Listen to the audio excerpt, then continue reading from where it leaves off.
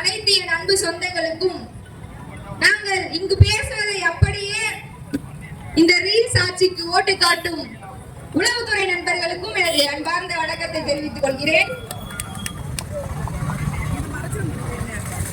தொடவும் மாட்டோம், தொடவும் விட மாட்டோம், தொட்டும் விட மாட்டோம். யார் சொன்னது இத? நம்ம தமிழக முதல்வர் அண்ணன் ஜோசப் விஜய் அவர்கள் சொன்னாரா இல்லையா? சொன்னாரா இல்லையா? அப்புறம் எதுக்குங்க இவ்வளவு பெரிய ஊழல்?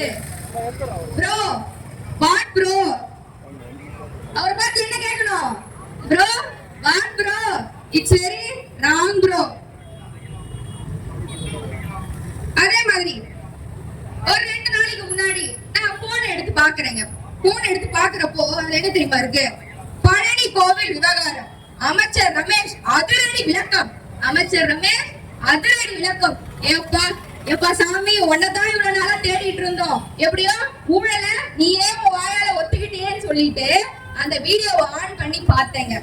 அதுல என்ன இருந்ததுன்னா, அவர் என்ன சொல்லி இருந்தாருன்னா,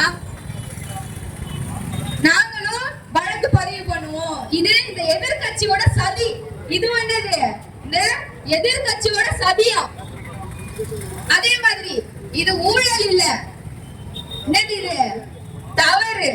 இது என்னது? ஊழல் கிடையாது, தவறு. இது எங்க லிங்க் ஆகுது பாத்தீங்களா? கொஞ்ச நாளைக்கு முன்னாடி கிட்னி திருடுல, இது கிட்னி திருடு கிடையாது. என்ன சொன்னாங்க? முறைகேடு. இது கிட்னி முறைகேடு. இப்ப என்ன சொல்றாங்க? இது ஊழல் கிடையாது, தவறு. அங்க இருந்து அப்படியே எப்படி வருது பாத்தீங்களா? எல்லாரும் சொல்றாங்க அவங்க வீட்டு உண்மைதான் போலங்க.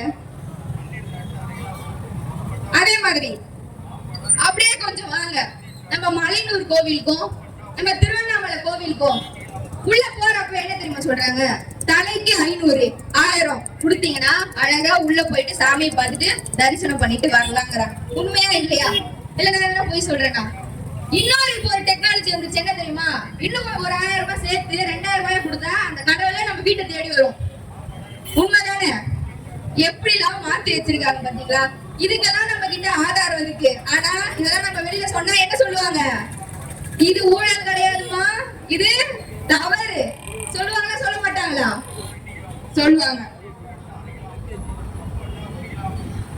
தமிழக மக்களே ஒண்ணு நல்லா தெரிஞ்சுக்கோங்க. நீங்க எல்லாரும் நினைச்சிட்டு இருக்கீங்க இது மாற்றம் சொல்லிட்டு.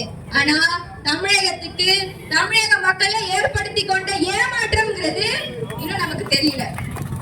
இங்க ஆட்சிதான் மாறி இருக்கே தவிர காட்சி கொஞ்சம் கூட மாறல. உண்மைதானே?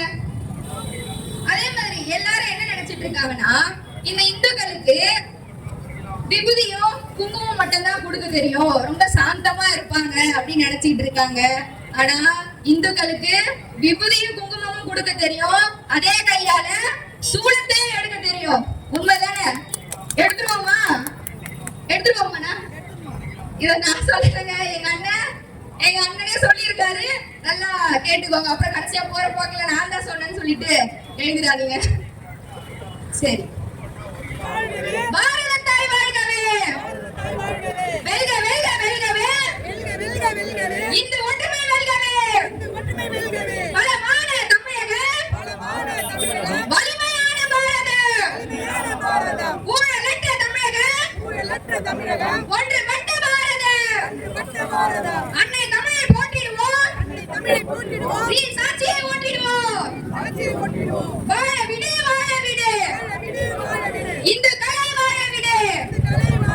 கண்டிக்கின்றோம், கண்டிக்கின்றோம், தாவின் அரசை கண்டிக்கின்றோம். காப்போம், காப்போம், கோவில் இடத்தை காப்போம். ஏமாற்றாதே, ஏமாற்றாதே. இந்து